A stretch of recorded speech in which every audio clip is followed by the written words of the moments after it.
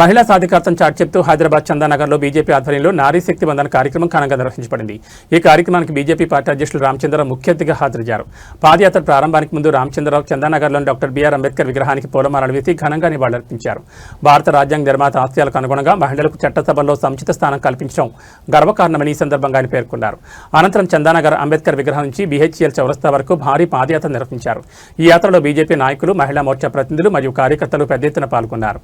మహిళా రిజర్వేషన్ బిల్లును చారిత్రాత్మక నిర్ణయంగా అభివర్ణిస్తూ ప్రధాని మోడీకి మద్దతుగా నినాదాలు చేశారు.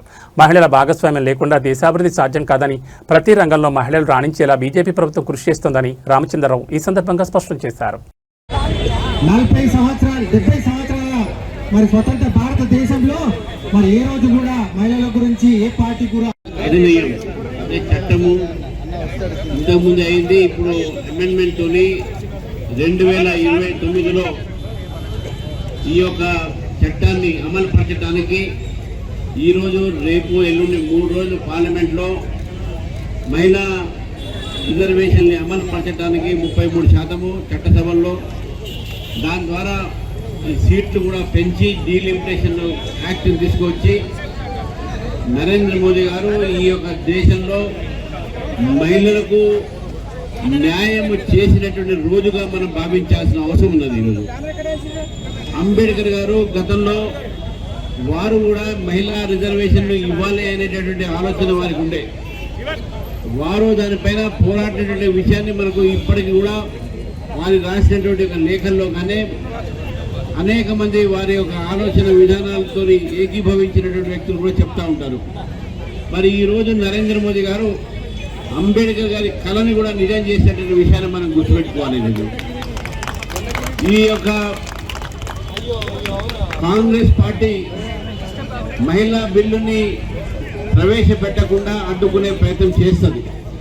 అందుకనే తికమకమైనటువంటి ఒక ప్రతిపాదనలు ప్రజల ముందుకు తీసుకువస్తుంది. ఒకటి, దక్షిణాదిగా ఉత్తరాదిగా అనేటటువంటి ఒక విభేదాలు. రెండోది, పర్ క్యాపిటా ఇన్కమ్, జిఎస్టీ, ఇటువంటి అన్ని అడ్డమైనటువంటి ఒక ప్రతిపాదనలు తీసుకువచ్చి దీని ద్వారా కాంగ్రెస్ పార్టీ ఈ మహిళా బిల్లుని, మహిళా రిజర్వేషన్ని అడ్డుకునేటటువంటి ప్రయత్నాన్ని మనందరం కూడా ఈరోజు తిప్పికొట్టాల్సిన అవసరం ఉన్నది. రేవంత్ రెడ్డి గారు మాట్లాడినా, స్టాలిన్ గారు మాట్లాడినా వీరందరూ కూడా మహిళలకు వ్యతిరేకంగా ఈరోజు స్పష్టంగా కనబడతా ఉన్నారు. ఒకవైపు మహిళల రిజర్వేషన్ ఉండాలే బయట చెబుతూ పార్లమెంట్లో మాత్రం దీన్ని రానియకుండా చేసే ప్రయత్నాలు జరుగుతూ ఉన్నాయి. కానీ ఎవరు దిగి వచ్చినా మహిళా బిల్ తప్పకుండా పార్లమెంట్లో పాస్ అవుతుంది. ఈ దేశంలో 33% రిజర్వేషన్లు చట్టసభల్లో మహిళలకు వస్తుంది. మోదీ హై తో ముమ్కిన్ హై అనేటువంటి విశ్వాసాన్ని మనం అందరం కూడా పెట్టుకోవాలి.